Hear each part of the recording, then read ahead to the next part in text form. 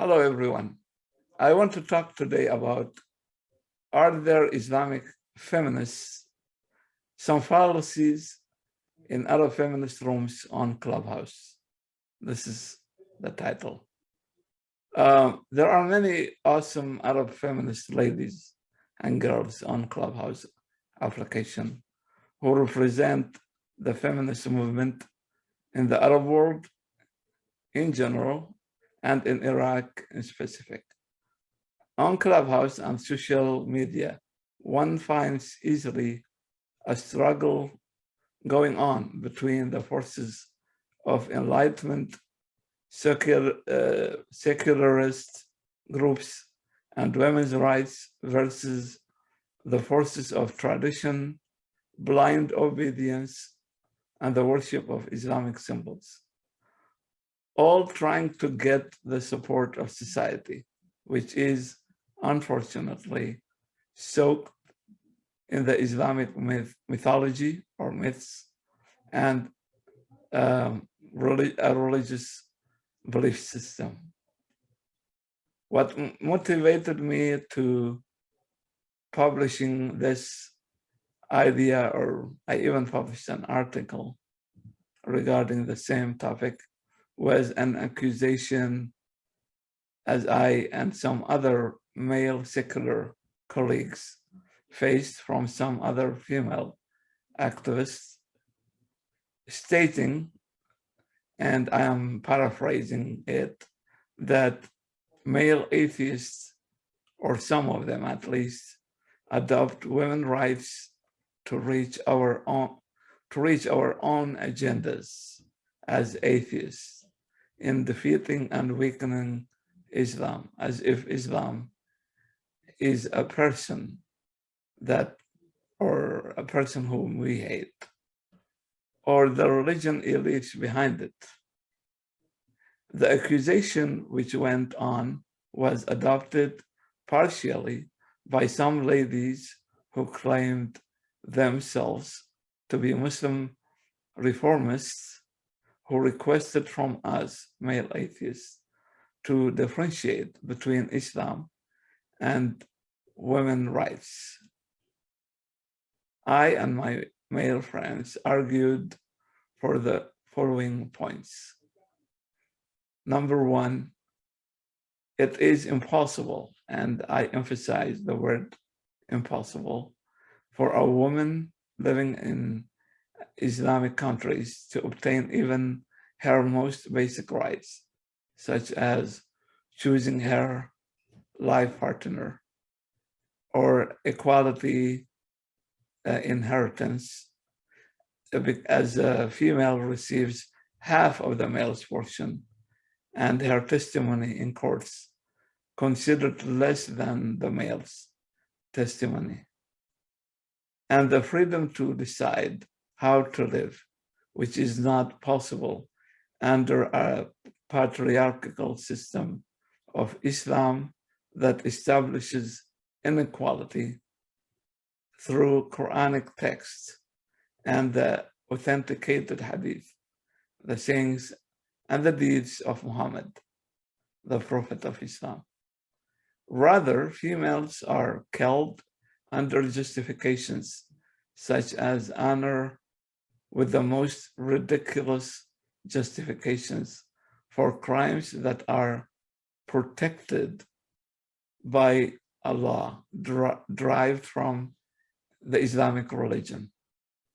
Second, the quest and the struggle over women's liberation is linked to the struggle against Islamic fascism, and any attempt to separate between the two, women's rights and the expulsion of religious authorities from political power, is an absurd attempt.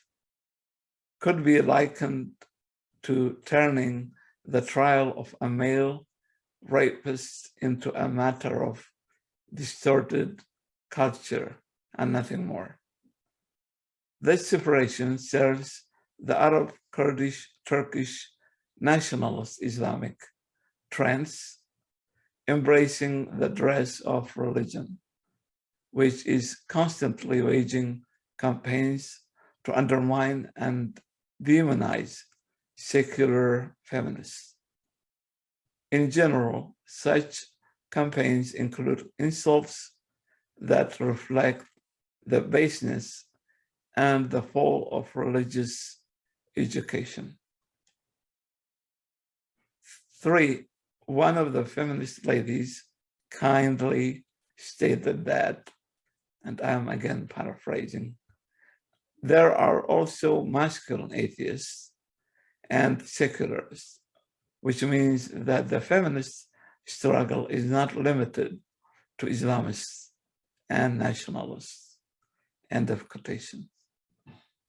This is, of course, a major fallacy because those atheist patriarchs do not rely on scientific theories to marginalize and undermine women, but rather benefit from the same privileges of masculinity that Islam provided for them for centuries. 4, the scene where we find veiled religious women and some bearded religious men claim the adoption of feminism is one of 2 possibilities. Either the Islamic movements are trying hard to absorb the audience of the feminist movement, who are accused of atheism, being atheists for the mere demands for the most basic rights of female.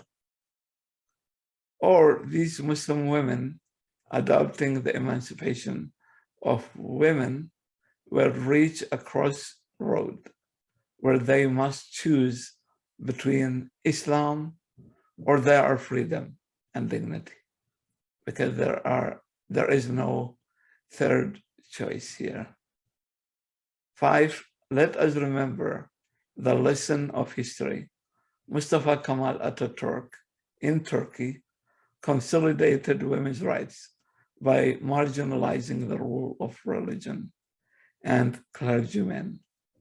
Notice that the management of religion is carried out by males, and so did Muhammad Reza and his son, the Shah of Iran, by marginalizing religion in Iran.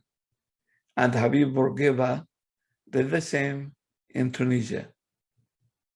When did women's rights decline in the same countries? When Islam returned to the aforementioned countries, women's rights went so badly.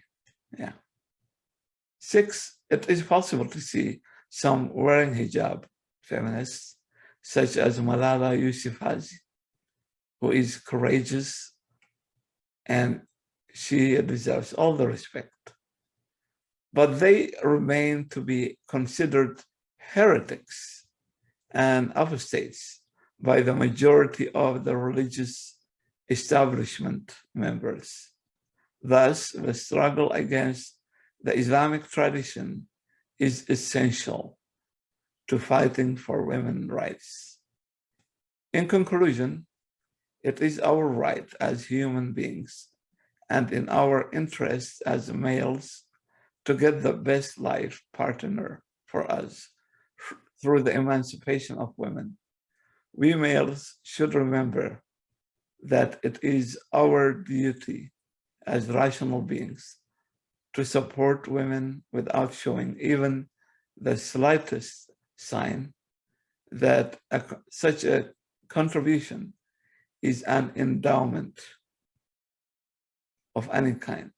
When females are freed from the Islamic social sales of girls and male-made deals of marriages, only then such countries will improve and become a better place for life and human dignity. Thank you.